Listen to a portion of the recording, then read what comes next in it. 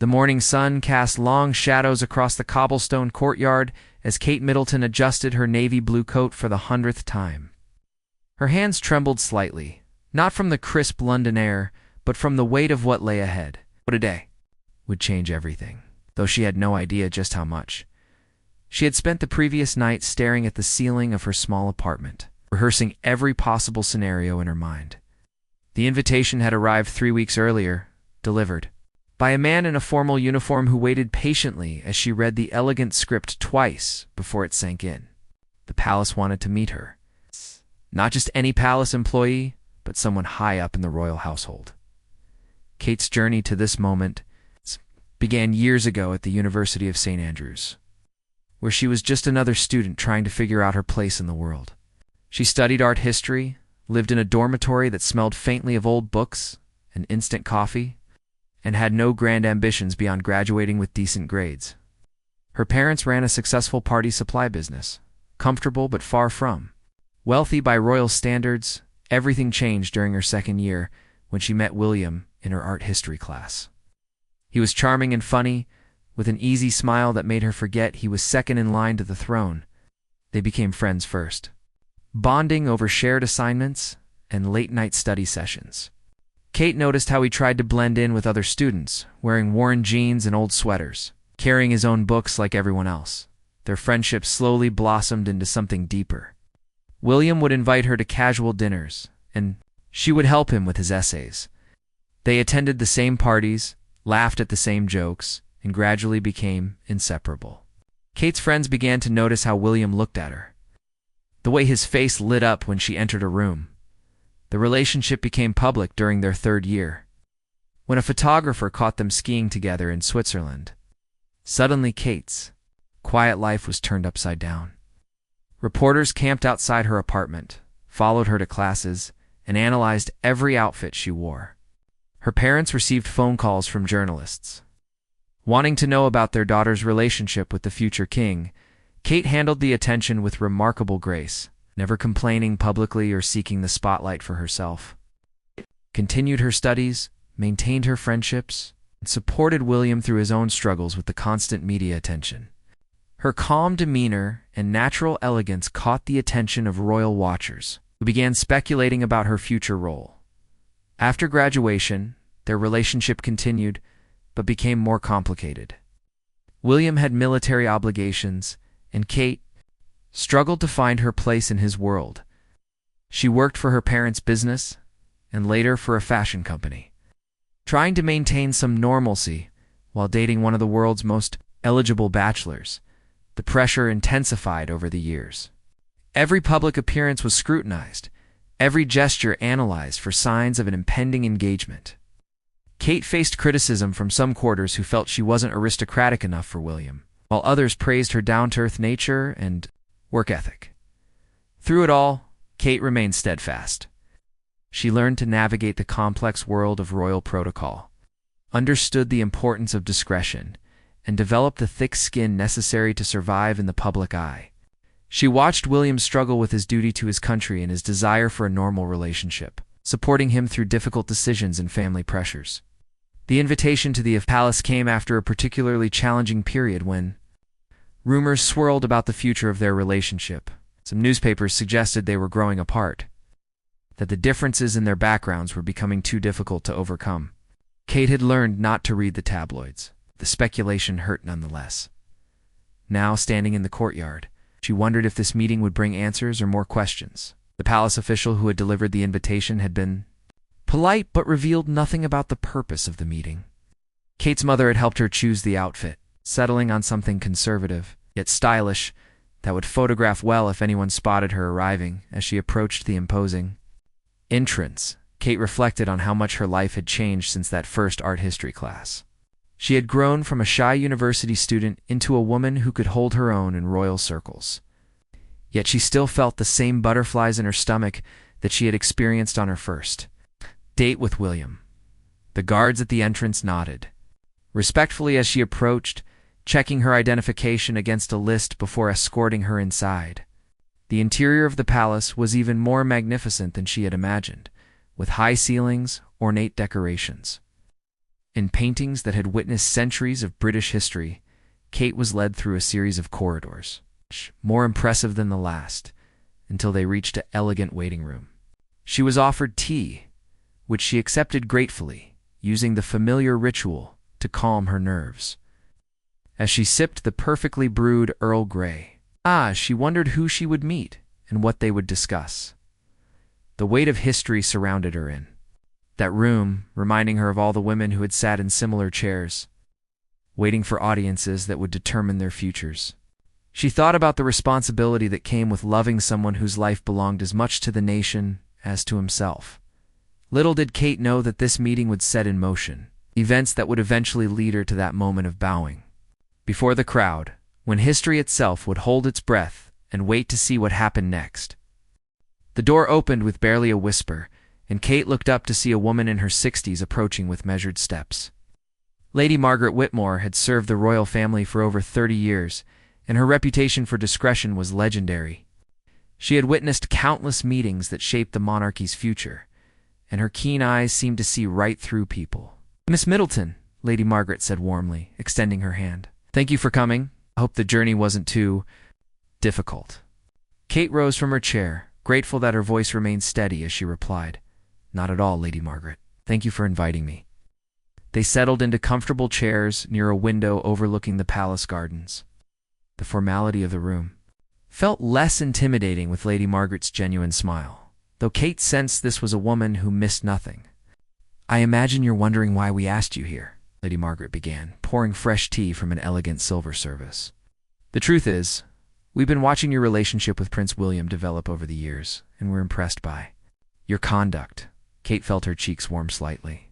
It always tried to behave appropriately, but knowing the palace had been observing her was both flattering and nerve-wracking. "The royal family faces unique challenges in the modern world," Lady Margaret continued. "Public expectations have changed dramatically since previous generations. People want to see authenticity, relatability, while still maintaining the dignity and tradition that makes the monarchy meaningful." She paused, studying Kate's face carefully. "We believe you understand this balance instinctively." Kate nodded, choosing her words carefully. "I've always tried to respect the position William holds while being true to myself and my family's values." "Exactly," Lady Margaret smiled, "which is why we'd like to discuss your future role, should your relationship with Prince William continue to develop." The conversation that followed was unlike anything Kate had expected. Lady Margaret outlined the extensive preparation that would be necessary if Kate were to become part of the royal family. There would be lessons in protocol, history, public speaking, and diplomacy. She would need to understand the constitutional role of the monarchy, the Commonwealth, and Britain's relationship with other nations. "It's not just about learning to wave and smile," Lady Margaret explained with a slight chuckle.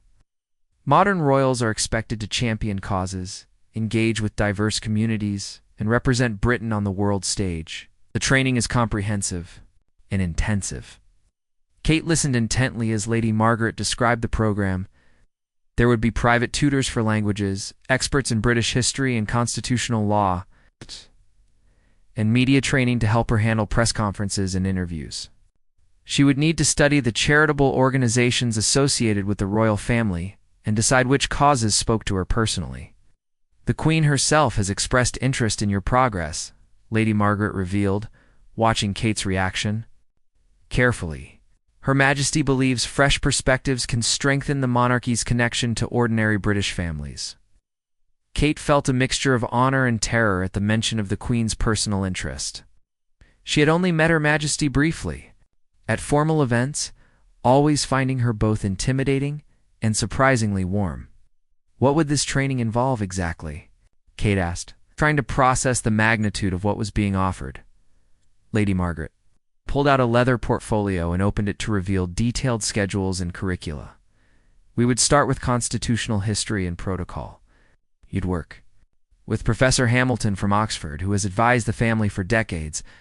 Then there's practical training in public engagements, from opening ceremonies to state dinners." The schedule was daunting. 3 days a week for 6 months, with additional sessions as needed. Kate would learn everything from the proper way. To exit a car while wearing a dress, to the intricacies of diplomatic precedence at state functions. There's also the matter of your public image, Lady Margaret continued. You've handled media attention admirably so far. But if your relationship becomes more official, the scrutiny will intensify dramatically. We have excellent people who can help you navigate that. Kate thought about the photographers who already followed her, the constant speculation about her wardrobe choices and public appearances. The idea of even more attention was overwhelming, but she understood it came with the territory. I should mention, Lady Margaret added carefully, that beginning this program doesn't guarantee any particular outcome. It's simply preparation for possibilities.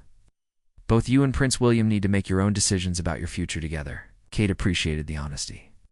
She wasn't being pressured or promised anything specific, just offered the tools to make informed choices about a potential future she'd only dreamed about.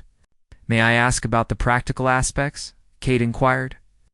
I have responsibilities to my family's business, and I wouldn't want to leave them without notice. Of course, Lady Margaret nodded approvingly. We can work around your existing commitments. In fact, maintaining some independence and normal responsibilities would be beneficial. The public appreciates royals who understand regular working life. They discussed logistics for another hour. Kate would begin with private history lessons twice a week, gradually adding other elements as her schedule permitted. Everything would be conducted with absolute discretion, with tutors signing strict confidentiality agreements. There's one more thing, Lady Margaret said as their meeting neared its end. This training will change how you see yourself and your place in the world. Once you understand the full scope of royal responsibilities, there's no going back to complete innocence about what this life entails. Kate nodded solemnly. She was already beginning to grasp that this wasn't just about marrying William, but about potentially serving the British people in ways she was only starting to comprehend as she prepared to leave. Lady Margaret handed her a reading list. Start with these books about constitutional monarchy and recent royal history. Professor Hamilton will test your knowledge when you meet next week. Walking back through the palace corridors, Kate felt the weight of possibility settling on her shoulders. The meeting had been encouraging, but also sobering. She was being offered a chance to prepare for a role that could define the rest of her life, serving millions of people she would never meet, but whose lives she could impact. The training ahead would test her in ways she couldn't yet imagine, preparing her for moments when the eyes of the world would be upon her, when her words and actions could make history. Professor Hamilton's study looked exactly as Kate had imagined an Oxford Don's office should look. Books lined every wall from floor to ceiling, leather-bound volumes that seemed to hold centuries of British history within their pages. The elderly professor sat behind an enormous mahogany desk, his silver hair catching the afternoon light streaming through tall windows. Miss Middleton, he said, rising to greet her with old-fashioned courtesy. I trust you've had time to review the materials Lady Margaret provided? Kate nodded, grateful she had spent the previous week immersed in constitutional history. The reading had been fascinating but overwhelming, revealing the complex web of tradition, law, and precedent that governed the monarchy. Let's begin with the basics. Professor Hamilton settled back into his chair. Tell me, what do you understand about the monarch's role in modern Britain? For the next 2 hours, Kate found herself deep in discussion about constitutional principles that most British citizens never considered. Professor Hamilton explained how the monarch served as head of state while elected officials governed, how royal prerogatives had evolved over centuries, and why the system worked, despite its apparent contradictions. The key, he emphasized, is understanding that royal power exists precisely because it's rarely used. The moment the monarch begins making political decisions, the whole system collapses. Kate absorbed these lessons eagerly, beginning to understand the delicate balance that kept the monarchy relevant in a democratic society. She learned about the Commonwealth, that collection of nations that looked to Britain's monarch as their symbolic head, and the diplomatic importance of royal visits and state occasions. Professor Hamilton was a demanding teacher, but Kate discovered she genuinely enjoyed the intellectual challenge. He assigned her essays on topics ranging from the English Civil War to the abdication crisis of 1936, each one revealing how the monarchy had adapted to survive changing times. Your writing shows real insight, he told her after reviewing her. Third essay. You understand that tradition must evolve to remain meaningful. Meanwhile, Kate's media training began with Sarah Chen, former BBC correspondent who had covered the royal family for 15 years. Sarah's approach was practical and sometimes brutally honest about the realities of life in the public eye. Everything you do will be analyzed, Sarah explained during their first session.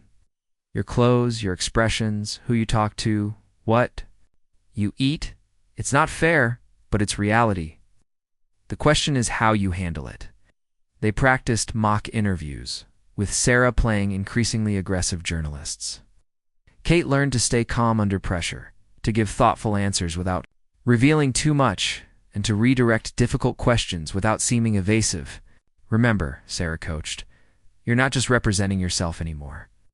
Every word reflects on the institution you're part of, but you also can't sound like a robot reading from a script. People want to see the real person behind the title.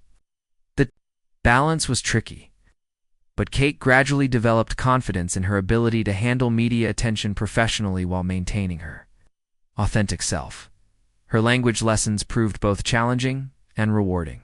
French came relatively easily, building on her school studies, but German required more effort.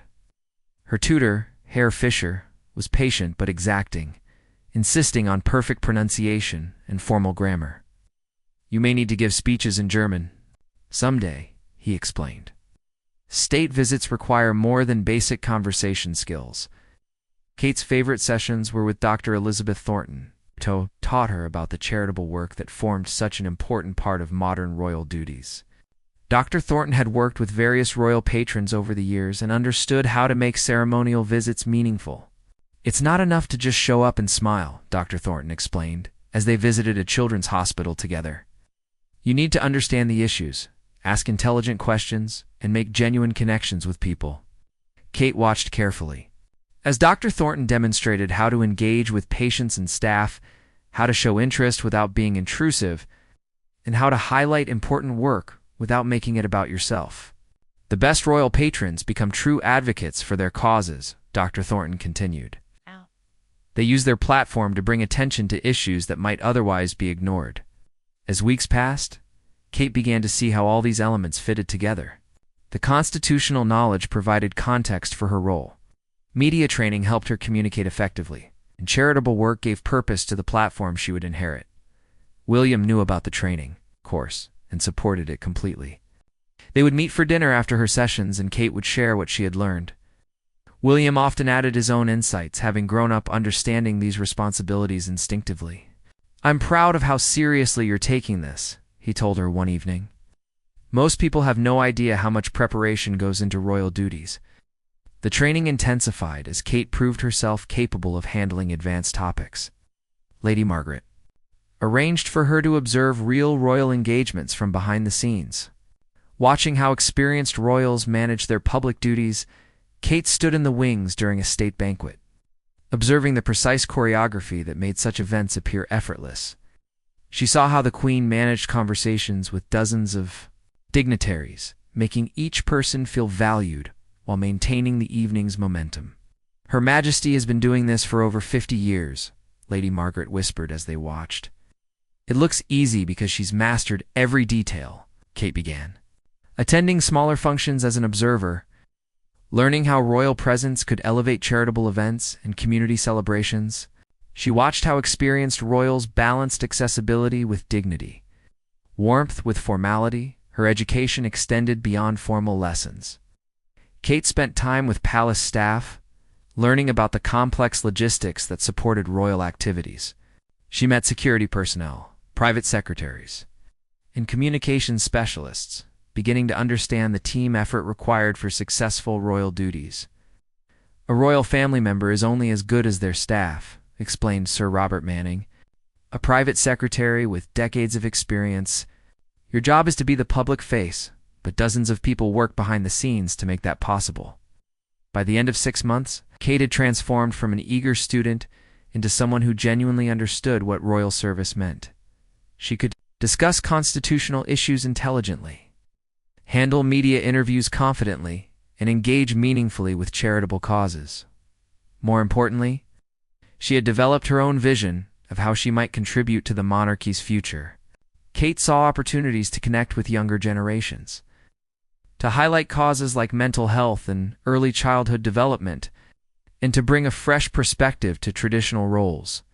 The training had prepared her for possibilities she was only beginning to imagine, including moments when she would need to draw on every lesson learned to serve with grace under the most intense scrutiny imaginable. The call came on a Tuesday evening in November. Kate was reviewing notes from her latest constitutional law session when her phone rang, displaying William's name on the screen. Something in his voice immediately told her this wasn't their usual casual conversation. "Can you meet me tomorrow?" he asked, his tone carrying an excitement she hadn't heard in months. "There's something important I need to discuss with you." Kate's heart began racing, though she tried to keep her voice steady, of course. "Where?" "Would you like to meet?" "Our place," William replied, referring to a quiet pub in the Cotswolds, where they had shared many private conversations over the years. Around 7. That night, Kate barely slept. Her months of training had taught her to recognize significant moments, and every instinct told her this was one of them. She spent the morning carefully choosing what to wear, settling on a simple blue dress that William had always liked. The drive to the Cotswolds seemed both endless and too short. Kate's mind raced through possibilities, though she tried not to get ahead of herself. William had been more thoughtful than usual lately, asking her opinion about various royal matters and seeming to watch her responses carefully. She arrived at the pub first, choosing a corner table that offered privacy from other patrons. The November evening was crisp, and a fire crackled warmly in the stone fireplace. Kate ordered tea and tried to calm her nerves, reviewing everything. She had learned about handling life-changing moments with grace. William arrived exactly on time, looking handsome but nervous in a way that made Kate's pulse quicken. He kissed her cheek before sitting down, then seemed to struggle with how to begin the conversation. "Kate," he started, then stopped, running, his hand through his hair in a gesture she had come to recognize as a sign of his nervousness. "These past months, watching you throw yourself into learning about royal duties, seeing how naturally you connect with people we meet, it's been incredible." Kate felt her cheeks warm at the praise, but she remained quiet, sensing William had more to say. "I've been thinking a lot about my future, about what kind of king I want to be someday," he continued, "and I can't imagine doing any of it without you beside me." The moment stretched between them, filled with years of shared experiences, challenges, overcome together in dreams they had barely dared to voice. William reached into his jacket pocket and withdrew a small velvet box. Kate's breath caught as he opened it to reveal a stunning sapphire ring surrounded by diamonds. The same ring his mother had worn with such elegance and grace. "Catherine." "Elizabeth Middleton," William said, his voice growing stronger with each word. "Will you marry me?" Kate felt tears spring to her eyes as she looked at the ring, then at William's face, seeing all the love and hope written there. This was the moment her training had been preparing her for, though no amount of education could have readied her for the overwhelming emotion of it. "Yes," she whispered, then more clearly, "Yes, of course I will." William slipped the ring on too, her finger with hands that shook slightly, then pulled her into his arms. Around them, the pub continued its quiet evening rhythm, unaware that history was being made in their corner. "I wanted to ask you somewhere private," William explained, as they held each other. "Before everything becomes public and official and complicated." Kate understood completely. This moment belonged to them alone, a memory they could treasure before it became part of the public story of their lives. They talked late into the evening, discussing practical matters that would need immediate attention. The engagement would be announced within days, followed by intense media scrutiny unlike anything Kate had experienced before. There would be official photographs, interviews, and the beginning of her transition from William's girlfriend to his fiancée and future wife. "Lady Margaret will want to accelerate your training," William warned gently. "Once we announce, you'll need to be ready for immediate public duties." Kate nodded, feeling grateful for the months of preparation that had already given her confidence about handling what lay ahead. She understood now why the palace had invested so much time in her education, preparing her for exactly this moment. The next morning brought a flurry of activity as the announcement was prepared. Kate found herself back at the palace, working with communications staff to craft the official statement and plan the media strategy around their engagement. "We'll need formal photographs," explained James Peterson, the palace's head of communications. "And there will likely be requests for television interviews." "Are you prepared for that level of exposure?" Kate thought about her months of media training with Sarah Chen, all those mock interviews and practice sessions that had once seemed hypothetical.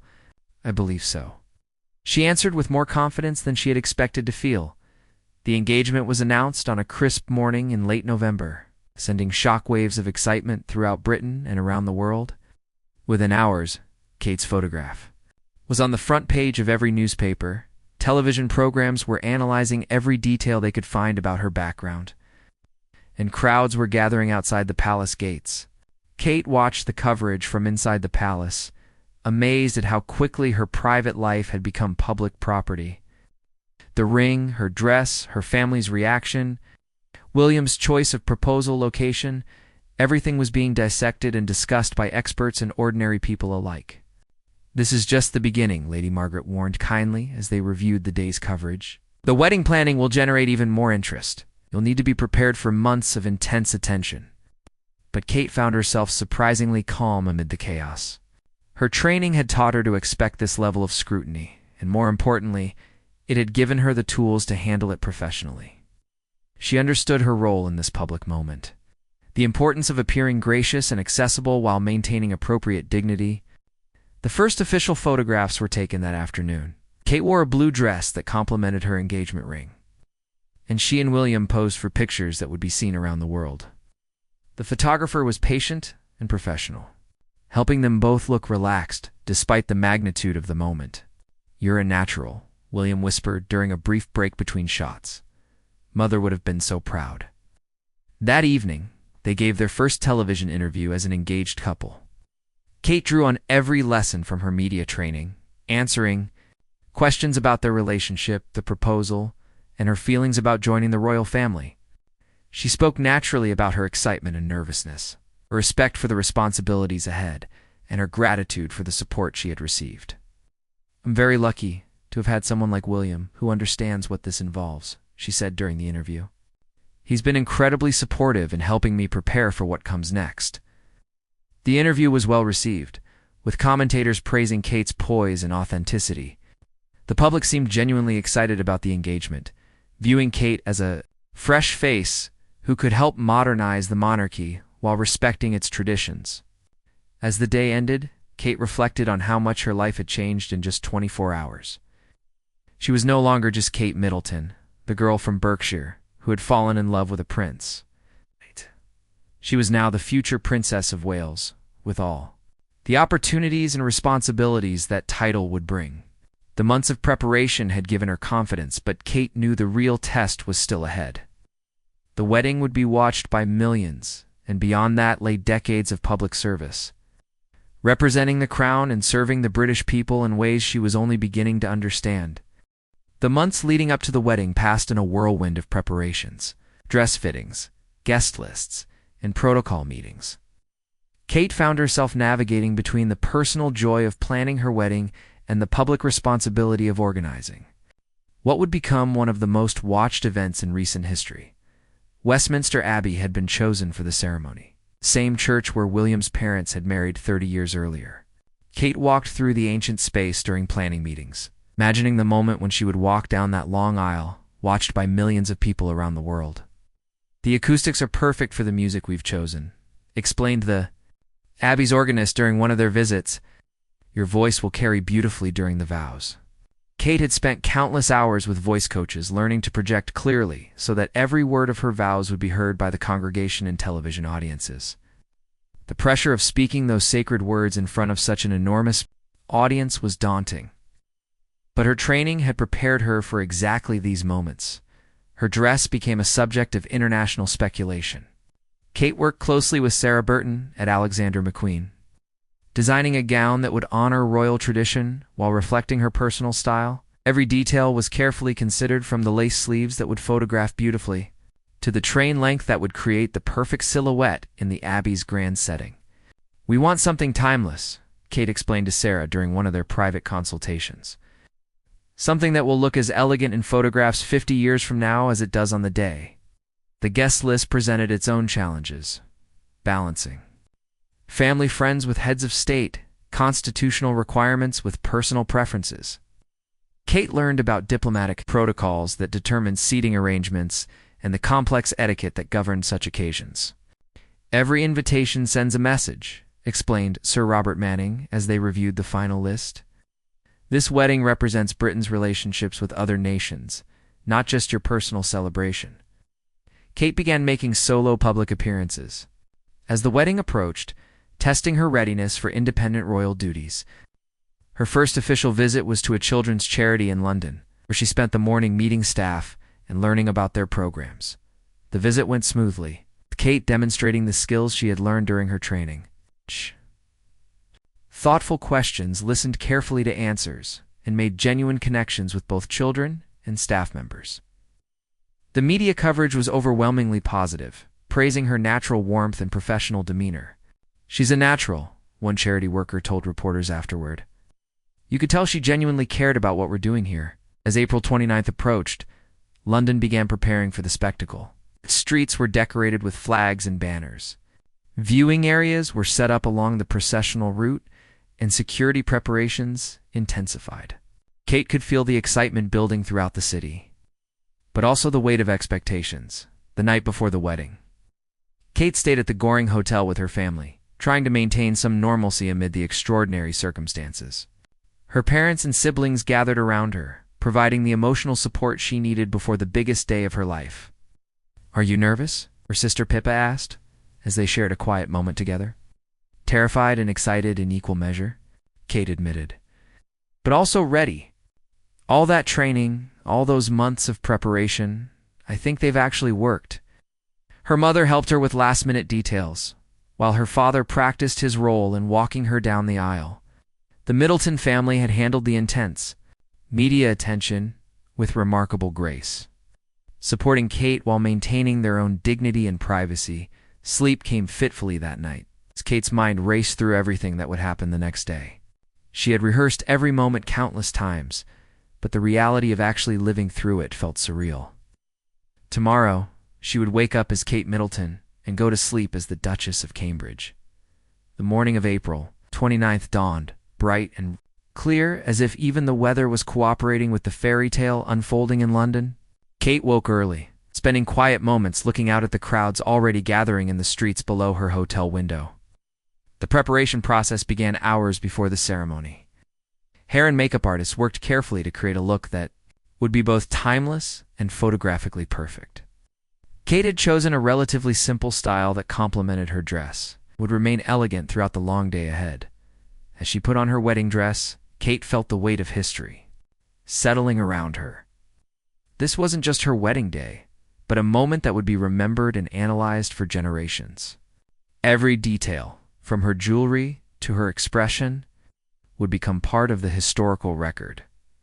The drive to Westminster Abbey gave Kate her first glimpse of the massive crowds that had gathered to witness their wedding. People lined the streets, 10 deep in some places, waving flags and cheering as her car passed. The outpouring of genuine affection and excitement was overwhelming and deeply moving. "Look at all these people," she whispered to her father as they approached the Abbey. "They're all here because they care about William and what this means for the country." Inside the Abbey, nearly 2,000 guests had gathered, representing the full spectrum of British society and international dignitaries. Kate could see familiar faces mixed with world leaders, childhood friends sitting near foreign royalty, her university flatmates in the same space as prime ministers and presidents. The moment had arrived for Kate to walk down the aisle, watched by an estimated 2 billion people around the world. As the music began and the Abbey doors opened, she took her father's arm and began the journey that would transform her from a commoner into a member of the royal family. Each step carried her closer to William, who waited at the altar with a mixture of love and nervous anticipation written across his face. Kate focused on him, drawing strength from their shared commitment and the years of preparation that had brought them to this moment. The ceremony itself passed in a blur of ancient words, sacred music, and profound promises. Kate's voice remained Steady as she spoke her vows, the months of vocal training, ensuring that every word was clearly heard throughout the abbey and by the global television audience. When the Archbishop of Canterbury pronounced them husband and wife, Kate felt the magnitude of the moment settling upon her. She was no longer just William's girlfriend or fiancée, but his wife and a working member of the royal family, with all the privileges and responsibilities that entailed. The procession back down the aisle was a victory lap of sorts. Kate's first walk as the Duchess of Cambridge passed all the people who would now be part of her extended royal family. The training, the preparation, the months of learning had all led to this moment of triumph and transformation. The carriage ride from Westminster Abbey to Buckingham Palace was Kate's first official act as the Duchess of Cambridge. Sitting beside William in the 1902 state landau, she waved to the hundreds of thousands of people lining the mall, feeling the extraordinary connection between the royal family and the British people. The crowds were unlike anything she had ever experienced. People had camped overnight to secure the best viewing spots, and their enthusiasm was infectious. Children waved homemade flags. Elderly couples held hands as they cheered. The collective joy was palpable even from inside the carriage. "This is incredible," Kate murmured to William, careful to keep smiling for the cameras that captured every moment. "I never imagined so many people would come out for us." "They're not just here for us," William replied, waving to a group of schoolchildren who were screaming with excitement. "They're celebrating what we represent: hope, continuity, the future of the monarchy." The reception at Buckingham Palace was Kate's first major test as a working royal. Nearly 600 guests filled the staterooms, and as the new Duchess of Cambridge, she was expected to circulate gracefully among heads of state, foreign royalty, and distinguished guests from around the world. Kate drew on every lesson from her diplomatic training as she conversed with the President of France, the Prime Minister of Australia, and countless other dignitaries. Her language lessons proved invaluable as she switched effortlessly between English, French, and basic greetings. In several other languages, "Your Royal Highness," the Swedish Crown Princess said warmly when they met, "you handled the ceremony beautifully.